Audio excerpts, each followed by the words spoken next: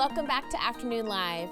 Okay, many parents are happy when their kids eat anything that isn't chicken nuggets, but when it comes to a child's development, nutrition really does matter.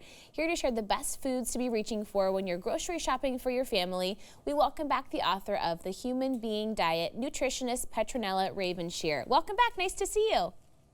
Thank you so much, Hannah. Thank you for inviting me back. You have some great tips for parents. My ears are open. I'm happy when my daughter even eats the chicken nuggets. Just feeding toddlers is so tough. So let's talk about going organic if you can, right?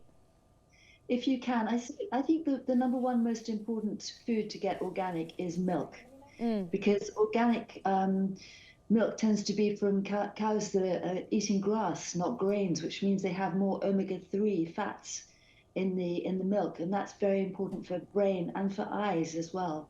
And the connection between the eyes and the brain means it's going to make it easier for kids to learn to read and really seriously important things like that.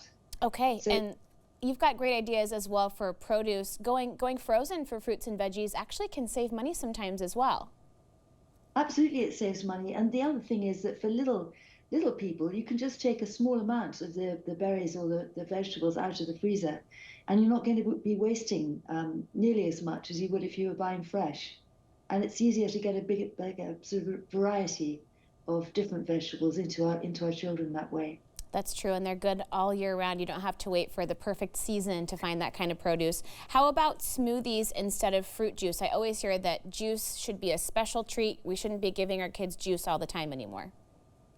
Exactly, and I think you just mentioned special treat, and I think that treats are important, but maybe we could just have them on a Saturday, and the rest of the time, the kids could eat what we really want them to eat, which is things like smoothies, because smoothies contain all the fiber of the fruit and the vegetables and much more nutrition, whereas a fruit juice just goes straight into the bloodstream, the sugar, and it really doesn't help a kid's concentration or memory or mood even, because when we have blood sugar highs, then our blood sugar tends to crash and then we feel really awful.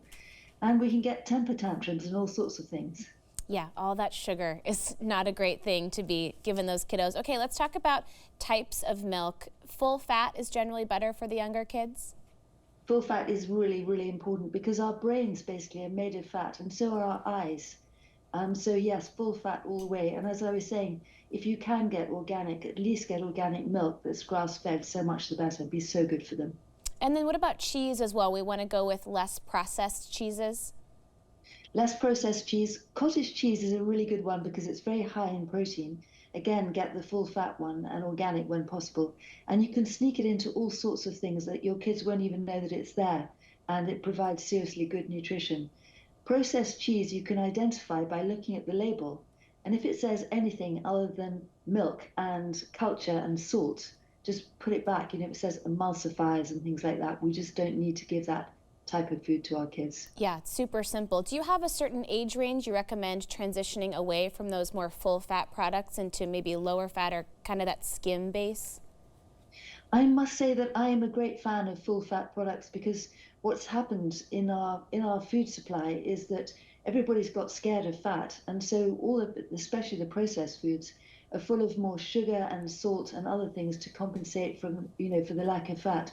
So I would say stick with it. And there's a very interesting study in Sweden, I can't remember the author's name, who said that the people who ate full fat milk, cheese, yogurt were actually thinner and lighter than the people who ate low fat. Very interesting. That's a great point. Okay, let's talk about sweeteners. There are some things that we can replace straight up sugar that can still be really tasty for the kids. Yes, so things like maple syrup, palm sugar, jaggery, which is a kind of Indian sugar which has lots of minerals in it. Also things like I've already said maple syrup. My mind's gone a bit blank, but yes, if you can avoid actual table sugar, so much the better. Molasses is a good one. Great one for making flapjacks. There you go. And breakfast, right? We've got to eat something healthy to start the day. That's really important too. Really important. And protein is key. So things like pancakes, just make a banana pancake by putting in a blender half a banana and an egg, and it's ready in seconds. And then you just fry it, and everybody loves that. Super easy. Yeah, that's a great way to start the day. Thank you so much. It was great chatting with you. Thank you so much, Hannah. Thank you. It was a pleasure. Of Thank you for course. asking. The book again is The Human Being Diet, and we'll have more information on our website at katu.com. We'll be right back with more Afternoon Live right after this.